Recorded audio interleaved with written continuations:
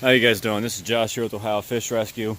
Now, as you guys seen in the previous video, we had just got back from Michigan and we stayed up all night. Well, it was late night. We unloaded the tanks, we were tired, we ended up going to bed.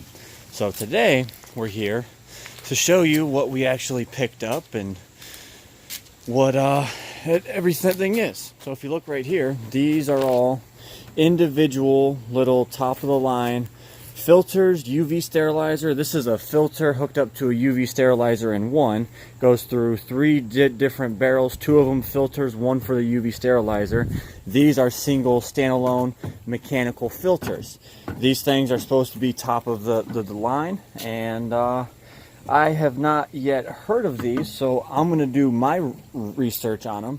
That's what we preach everyone else to do. So he just told us that these are top of the line, so we're going to go ahead and do our research on those. But right here we have 6 or so 50-gallon breeders. They are the same dimensions as a 40-gallon breeder. It's 3 by 18, but instead of 16.5 inches tall like a 40-gallon, these are actual 18 inches tall. So they're 50-gallon breeders. We've got 6 of those. Now my buddy who helped us out, I went ahead and promised him these 50 breeders for his flower horns, and that's payment for him helping us there. And over here we have, this looks like a 29 tall, that's another 20 gallon. This is a 20 long. And over here we've got, I don't know, maybe another 29, another 29, another 20 long. Coming over here, this is a 125 gallon with a custom made steel stand. Now he did have to pay someone some good money to make these, because as you can see, every stand is welded and braced, and they did a really good job, and then they painted it and coated them. Now coming over here we have 180 gallon tank with a homemade wood stand. We have another 180 gallon tank with the same craftsmanship of the made steel stands. Nice open room underneath. Coming over here, we have the exact same 185 or 180, both with steel stands. Now, as you can see, those are actual matching. Now, I will take you guys to take you in to show you the plans with these two, since 2 of these right here and here, they're the same size, they sit up the same height. I have a plan for them too. And then we've got this one right here. This is a 180 up top with a smaller, this is a 100 gallon down bottom. It's the same 6x2 footprint, just shorter. Now we're gonna go ahead and replace our 180 gallon tank so we can have the same fish up top, but we'll also have the additional room down bottom. I think that's pretty sweet. That might make for, you know, the stingray pups. Who knows? But that is an awesome tank. Over here we have another 125. Actually, this is a 150. I'm sorry. It's a little bit taller than a 125. Nice wood canopy, wood stand. And then over here we have a 90 gallon tank. And now all these did come complete with lids and lights. Over here, this was a steel stand, and it was coated in a wood facade for that 150 gallon tank. And then over here, these are 36 gallon breeders. Now these ones we plan on using at the rescue ourselves. We're going to be replacing this stack and taking 2 of the 180s inside to go ahead and finish off some ideas that we have. So coming in here, we did get this big whole tub of driftwood. That'll definitely go to good use. We got a bucket of sponge filters. Now this is all fish food pellets, all different types. There's dried worms in there. There's all different sorts of variety that they fed all of his Plecos and different fish. So of course that'll go to good use. Now if we come over here, let me show you guys. This 180 right here, the wood stand, matching wood tank, this is what's going to be replaced by that double stack. and I think that would be more fitting for us to use, because then we get another tank with the same amount of space used. So I thought that was a perfect idea. Now let's go out here and show you guys a little bit more of what we ended up picking up. There was a bunch of this stuff. You know, this is just a tub of nothing but heaters. You know, 300-watt heaters. So now the top tub is all the used heaters. The tubs below are brand new heaters that have never been used, brand new in a box. So those will definitely go to good use too. Now, you guys get a little peeksy here. There is the 32-inch Adonis Pleco. He is an absolute monster.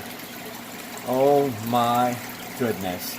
Now, you guys will be seeing him move in a video coming up. So I don't want to spill the beans on him just yet. But going back to this tank, I forgot. Here is the female Pseudacanthus serratus, and she is 14-inch. I did put her favorite cave in here until, of course, I bring in those 180s and I get them set up, and they will be going in to a tank by themselves. There goes the other male serratus. You can see, sorry for the dirty glass, been splashing water all over the last few days and have not cleaned it. But just look at that guy. He is absolutely stunning. And there is the other male serratus right back there. Now, let's go ahead and out here, and I will continue on with the idea that we had for these tanks. So coming into this pool room, you guys already seen from previous videos that we are going to be doing something right across here. Well, I'm going to go ahead and spill the beans. We are building another pond right across here. It is supposed to be 21 feet by 5.5 by about 3 tall. And we're going to be putting a 180 on that wall and a 180 on that wall. So when you look at it across the room, it should be one whole big wall looking like setup, so we can pump up water from the pond, go into the 180 and overflow back down. Our plan was to put, you know, the fancy goldfish in one tank and shabunkins in the other, and we'll see how this works out. So you can go ahead and follow along and watch us in our journey of building this. But all over here, here's a bunch of more stuff that we acquired. We have yet to go through it. Here goes a tub of filters. There's more filters there. There's brand new filter media. This looks like medication and power heads. Over here, there's more filter pads, a couple heaters, all kinds of stuff. This tub right here is just a tub of medications. That'll definitely go to some good use.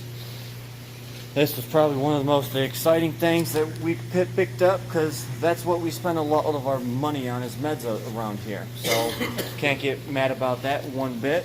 Here's some smaller, these look like 5-gallon tanks, and that itty bitty little 2.5 gallon. Look at that. And then over here we've got the tiniest, cutest little cube. That looks like a 1-gallon cube, and this is a 2.5-gallon cube right there.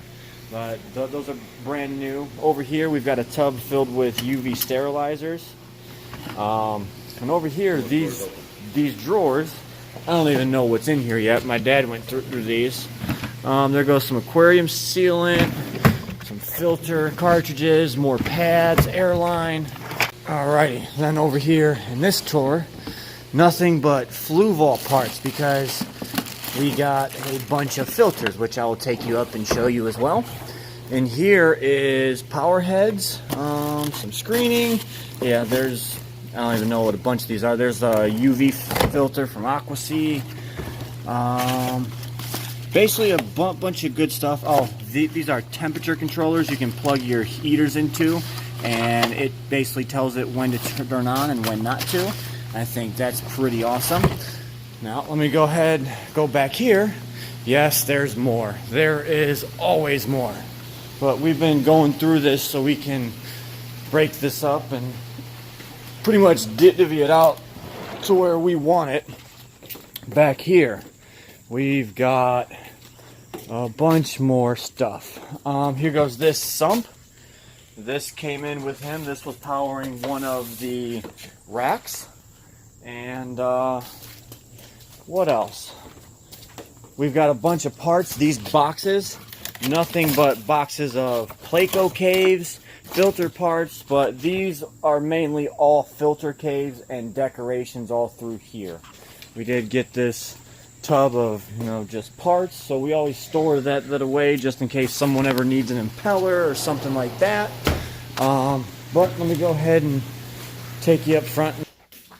So last but not least, here are all the filters. Yes, we just did set them in the garage, but we've got 4 of the Fluval 404s or 405s and one of the smaller 305s. And then we've got 2 FX6s and 3 FX5s. Those will definitely go to good use around here because these are the filters that we live and die by. They never give us no problems, and when they do break, it's like 10 years down the road. Alright guys, so that is basically essentially it for what we picked up last night. So we're going to go ahead and work on moving these tanks in and splitting them up how we want to. But I hope you guys got a little idea and insight on what we plan to do with these tanks. It's going to be a lot of work, but we do have a lot of great ideas. So I hope you guys enjoyed watching today's video. Not only part 1, but part 2 as well. So thank you guys for watching our videos. It's always a pleasure. Don't forget to like, comment, subscribe. And remember, stay fishy, my friends.